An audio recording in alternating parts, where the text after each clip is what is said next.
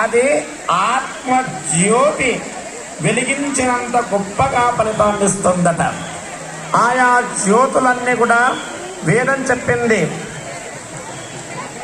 జ్యోతి అనే పదానికి సాధారణమైన లౌకికమైన అర్థం ఒకటైతే, ఆత్మజ్యోతి పరంజ్యోతిలో కలవడం అనే అంతరార్థం ఉన్నది. కనుక ఈ ఆత్మ వేదం కూడా చెప్పింది, ఆత్మావ ఆత్మనిశ్రిత ఆత్మా హృదయే. అదిగదిగో ఇప్పుడిప్పుడే స్వామి అమ్మవార్ల యొక్క ఆ దివ్య రథం ఈ పుష్కరిణిని సమీపించిన శుభతరుణంలో భక్తులందరూ కూడా పంచాక్షరి మంత్రాన్ని జపించండి. నేను చెబుతున్నాను, అందరూ రండి. ఓం నమః శివాయ,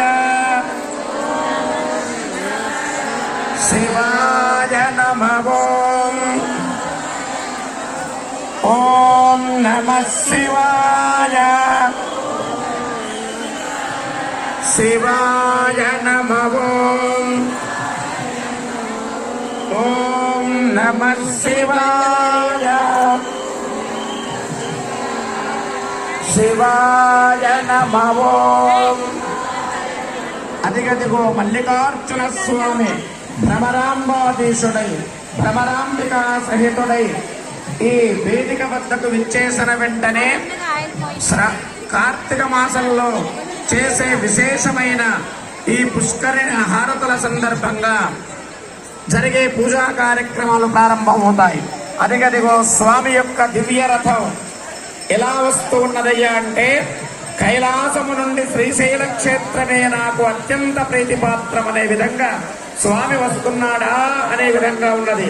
అందుకే ఈ శ్రీశైలం ఎట్లాంటిదట, శ్రీశైలే స్వర్ణ శృంగే మణిగణ రచితే కల్ప వృక్షాలి సీతే స్ఫీతే సౌవర్ణ రత్న స్ఫురిత నవగృహే దివ్యపీఠే సుపార్హే ఆసీన సోమచూడ సకరుణ నయన సాంగన స్మేర వక్త్ర శంభుశ్రీ భ్రమరీశ ప్రకటిత విభవో దేవతా సార్వభౌమ.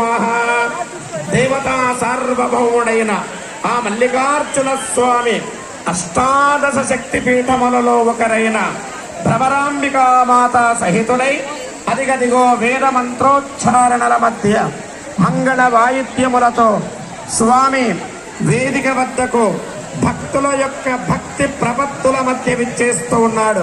భక్తాగ్రగణ్యులారా, అందరూ మరొక్కసారి పలకండి, నమశ్శబ్దేతి పూర్వం శివాయేతి పరం కోటి జన్మార్జితై పుణ్యై శివే భక్తి ప్రజాయతే అని చెప్తుంది శాస్త్రం. కనుక మరొక్క 3 సార్లు పంచాక్షరి మంత్రాన్ని అనండి. ఓం నమః శివాయ, శివాయ నమః. ఓం నమః శివాయ, శివాయ నమః. ఓం నమః శివాయ. అప్పుడు తీద్దాం మళ్ళీ, నేను కూర్చుంటా ఒకసారి. జయ బలో భ్రమరాంబ సహిత శ్రీశైల మల్లికార్జున భగవానికి. భక్తాగ్రగణ్యులారా, భూలోకంలోని ఇలా కైలాసమైన భూలోకంలో ఇలా కైలాసంగా భాషించే పవిత్ర శ్రీశైల మహాక్షేత్రంలో కార్తీక మాస ద్వితీయ